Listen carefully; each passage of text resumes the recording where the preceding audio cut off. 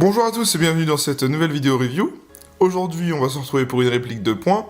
Et je vais d'ores et déjà remercier Guns N' Target pour m'avoir prêté cette réplique. Alors oui, il s'agit d'une réplique de points, mais elle appartient au propriétaire du magasin Guns N' Target. Il me l'a gentiment proposé pour vous la faire en vidéo. Et aujourd'hui on va s'attaquer au VP9 de chez HK version gaz. Pour commencer, on a une boîte très classique, parce que c'est une réplique qui nous vient de chez Humarex, avec les licences officielles et, HK et Clarion Coq. Fabriquée par VFC et conditionnée par Humarex forcément. Donc pour le coup, on a la boîte tout à fait classique noire HK avec le logo, No Compromise, etc. Sur la boîte, on aura juste une simple étiquette avec quelques spécificités. Derrière, quelques instructions de sécurité dans plusieurs langues. Dans le contenu de cette boîte, nous aurons la réplique du VP9 emballée dans un sachet plastique, un petit manuel d'utilisation. Donc c'est les manuels type HK qui sont très bien faits, moi j'adore leur manuel à eux. Traduite en anglais, français, italien, allemand, donc c'est très bien fait, je vais vous montrer un petit peu. Donc voilà, cette notice nous apprend comment utiliser la réplique, le chargement du gaz, insérer le chargeur, remplir les billes dans le chargeur, régler notamment les mires, régler le hop-up, le montage des autres grippes pour la poignée, on va y revenir juste après. Enfin, c'est un manuel de sécurité, quoi. C'est tout à fait succinct, mais ça fait le taf, comme d'habitude. Là, nous avons un papier concernant l'entretien des répliques, je crois. Instruction de consignes de sécurité et entretien. Un sachet contenant plusieurs grippes de rechange pour la poignée, car vu que le VP9 est entre guillemets un pistolet, on va dire, moderne, on peut changer les grippes en fonction de la morphologie de l'utilisateur. Et voilà, la réplique du VP9 de chez HK Humarex VFC. Comme vous le voyez, on a déjà de très très beaux marquages sur la glissière, HK VP9, 9 mm par 19. Sur la poignée, on a le logo VP. Sur le dessous, on a Warning, refer to Operator's Manual. Bon, attention, j'ai un accent anglais de ouf, faites pas attention. Ici, on a un faux numéro de série, sous le rail Picatinny, très, très bien foutu. De l'autre côté, on a, attendez, parce que le soleil me fait chier, on a, voilà, HK 9 mm, je sais pas si vous allez voir le 9 mm, parce que il y a un peu un reflet à cause de la lubrification, voilà, 9 mm. Et un petit marquage blanc ici, là, Licensed Trademark of Clarion Coq. Au niveau du chargeur, on a quoi? Alors, sur le chargeur, on a tout simplement le nombre de billes qu'on pourra y insérer, non, ça doit correspondre au nombre de balles, en vrai, donc 15 balles, ça fait comme sur le Glock, parce que ce chargeur a une capacité de 22 billes, il me semble. Et là, on a un marquage 9 par 19 aussi, voilà. Comme c'est mon partenaire Guns N' Target qui me la propose, je vous propose éventuellement d'aller vous la procurer sur son site. Elle est au prix de 164,90 €. Encore une fois, grâce à mon partenaire, on va vous proposer un code promo sur cette réplique. Je vous le dirai à la fin de la vidéo, donc restez jusqu'à la fin de la vidéo pour avoir ce code promo. Bien, je vais vous parler un petit peu des specs de cette réplique. Voilà, donc c'est une réplique de type gaz, pas CO2 gaz, donc GBB gaz. Elle fait une puissance d'1 joule, elle développe 327 FPS à peu près. Elle est faite en métal et ABS, on va y revenir après. Elle pèse 742 grammes, elle fait une longueur de 200 mm, elle a la fonction blowback forcément vu que c'est un GBB. Elle dispose d'un hop-up ajustable, elle a une capacité de chargeur en billes de 22 billes. Je vais vous parler un petit peu des matériaux de cette réplique. Alors, on a quelque chose d'assez spécifique, j'ai envie de vous dire. Tout le corps de la réplique, que ce soit ici jusqu'à là, c'est en composite de polymère, c'est un bon plastique très solide, ça fait vraiment confiance. Bon, je le ferai pas parce que c'est une réplique d'Airsoft aussi, mais j'ai pas envie de le faire surtout. Je pense que même si elle prenait des chocs en tombant, elle ne subirait pas de dommages, je dirais. Il y aurait des petites marques, mais rien de très grave. La glissière, quant à elle, est je pense que c'est de l'aluminium, parce que c'est du métal, mais je pense que c'est un espèce d'aluminium, mais ça fait... En fait, au début, j'ai hésité, je me suis dit, est-ce que la culasse est en polymère ?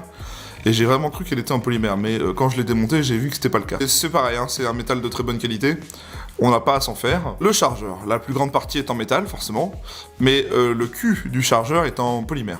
Il y a juste cette partie-là. Voilà ce que ça donne pour la visée, 2 crans de mire, un guidon, avec de petits points blancs pour vous faire une visée intuitive. Ici, à l'arrière de la réplique, à l'arrière de la glissière, pardon, vous verrez qu'il y a comme des espèces d'ergots, ici et ici. En fait, ça nous permet de faire une meilleure prise en main. Ça a été, apparemment, ça a été breveté par Eclay Hancock sur l'arme en elle-même. Hein. Ça nous permet d'avoir une très bonne prise, vous voyez, comme ça. Tant qu'elle est dans cette position, ça va me permettre de vous parler de quelque chose. Sur cette réplique, on a 2 arrêtoirs de culasse. Ça, c'est vraiment un très bon point. Ce sont des arrêtoirs de culasse ambidextres. Je m'explique, vous en avez un ici, classique, sur toutes les répliques et armes, j'ai envie de vous dire. Et un de ce côté-là. Et franchement, c'est assez cool, parce que moi, j'aime beaucoup... Enfin, je sais que si je possédais cette réplique, j'utiliserais beaucoup cet arrêtoire-là. Donc, vous avez celui-là. Et celui-là. Et c'est franchement très cool. Pour la sécurité, on va avoir une sécurité type Glock. Donc, ce que je m'explique. Vous avez l'espèce de double détente qui est ici. Si vous n'appuyez pas sur les doubles détentes, il ne se passera rien. Par contre, vous voyez, c'est que si j'enclenche bien celle-là, voilà ce que c'est une sécurité type Glock. Pour retirer le chargeur, comme vous le voyez sur la réplique, il n'y a pas de bouton d'éjection du chargeur, comme sur beaucoup d'armes et des répliques. Sur cette réplique, ils utilisent le système MP7, j'ai envie de vous dire. En gros, c'est exactement pareil que sur l'MP7, pour ceux qui possèdent la MP7. Vous avez tout simplement au niveau du pouce ici, là, cette pièce. Vous la baissez, et le chargeur sort. Et la spécificité, c'est que c'est ambidextre, vous voyez. Comme vous voyez, si j'appuie de ce côté ici, hop, le chargeur sort. Voilà. C'est ambidextre, hein, c'est très pratique. Cette réplique est, dans le fait, très moderne, et donc ce qui fait que ils ont insisté sur le côté ambidextre de la chose. Vous voyez ce petit... cette espèce de petit machin rouge qu'on voit à l'arrière de la glissière. En fait, c'est tout simplement ce qui nous indique si la réplique est armée ou non. Là, par exemple, elle est armée. Si j'actionne la queue de détente, hop, il disparaît. Pour démonter les grippes d'origine et mettre ceux qu'il y a fournis dans la boîte pour avoir une meilleure ergonomie, il va falloir tout simplement éjecter la goupille qui se trouve ici. Vous allez tout simplement baisser le grip arrière, vous le descendez vers le bas. Les grips latéraux, vous les retirez vers l'arrière. Donc vous prenez, entre guillemets, le grip que vous désirez. On va dire qu'on va prendre celui-là, on va dire que c'est un peu plus gros, vous voyez, par rapport à celui d'origine. Alors en fait, dedans, vous avez un espèce de numéro, vous voyez, juste ici, là. Ça vous permet de différencier de quelle taille est le grip que vous désirez. Vous voyez, sur cela, vous avez left and right. Donc left, on le met comme ça. Voilà. Et vous faites tout simplement glisser le grip arrière vers le haut. Et après, vous y remettrez tout simplement la goupille qui était fournie avec. Donc je vais vous la montrer, elle est là, hein, cette petite goupille. Quand cette goupille sera installée ici, elle va servir tout simplement à faire office d'attache pour une dragonne. Elle a une double utilité en gros, elle tient les grips et elle fait double attache pour la dragonne, tout simplement. Donc voilà, j'ai remonté les grips d'origine. Ce que j'apprécie beaucoup sur cette réplique, c'est que elle est entre guillemets ergonomique. On peut la changer en fonction de la morphologie, je veux dire. Il y a des répliques de poing, si vous avez des petites mains, c'est gênant. Si vous avez des grosses mains, c'est un peu plus gênant aussi. Là, l'avantage, c'est que ça ira très bien aux petites mains comme aux grosses mains, donc c'est plutôt cool. On va passer au démontage et réglage du hop-up. Alors sur cette réplique, comme d'habitude, on retire le chargeur. Première règle, hein. On va tirer la culasse, la glissière vers l'arrière.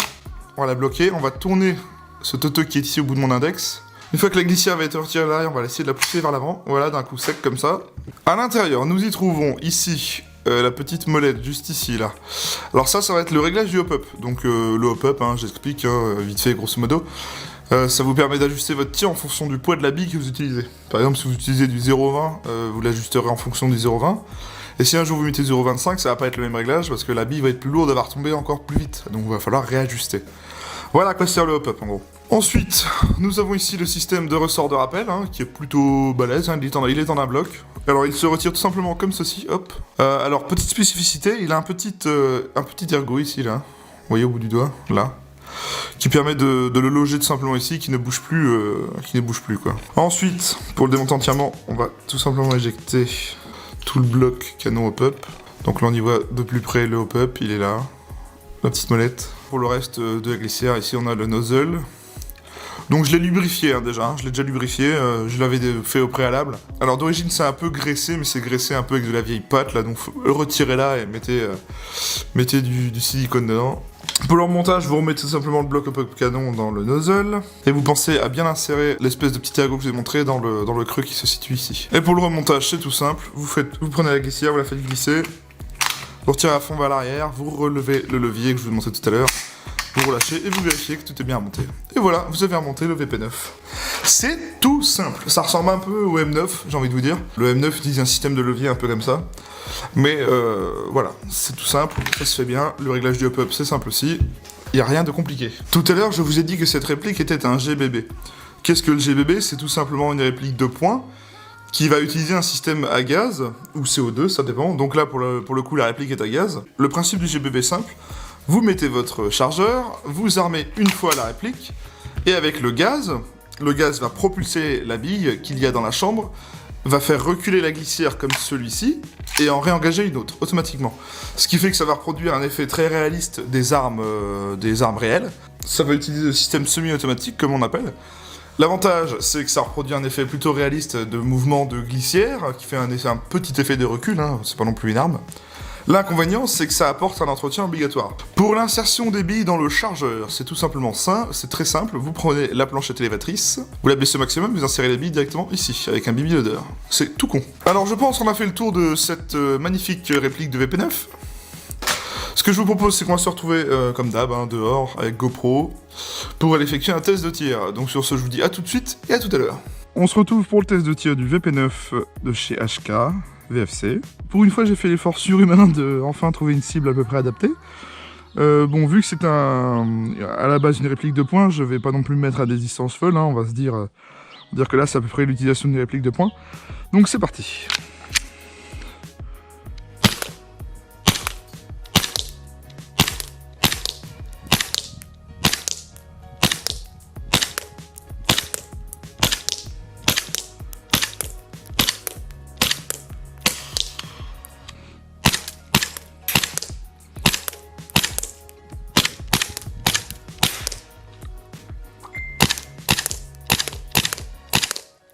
Bien, je vais vous donner mon ressenti après le test de tir. Concernant l'autonomie, j'utilise qu'un seul gaz, je n'ai qu'un seul gaz en ma possession.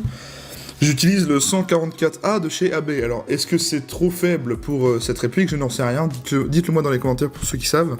Après, j'ai trouvé que c'était un peu mou. Enfin, après, moi je suis habitué aux répliques de CO2, donc j'ai un peu de mal à me fier. C'est vrai que je n'utilise pas beaucoup de répliques de gaz.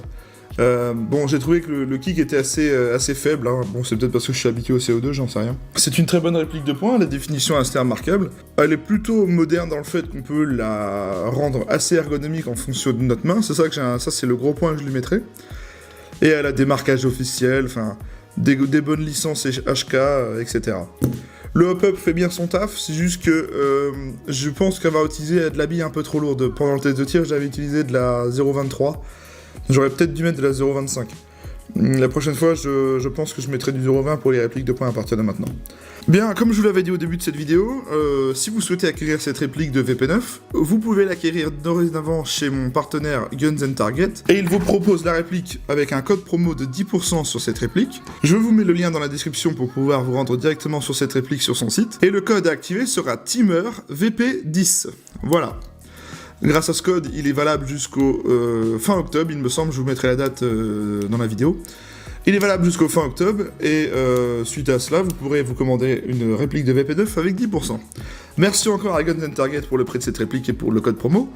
Sur ce, la vidéo est finie. N'hésitez pas à vous abonner à ma page Facebook, à aller vous abonner à la page Facebook de Guns Target, leur Instagram, allez faire un tour sur le site pour vérifier les nouveautés qu'ils ont mis en place depuis un petit moment, parce que bon bah depuis la première fois que j'en ai parlé, il y a eu de la nouveauté d'arrivée.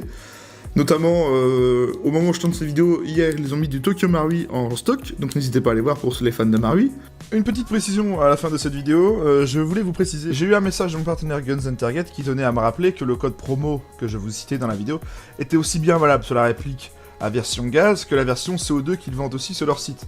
Alors si vous souhaitez l'acquérir en version CO2, foncez, le code promo est valable aussi. Je rappelle que le code promo c'est TEAMERVP910. N'hésitez pas, foncez, il est valable autant sur le CO2 que le gaz. Voilà. Merci à tous, abonnez-vous, et à la prochaine.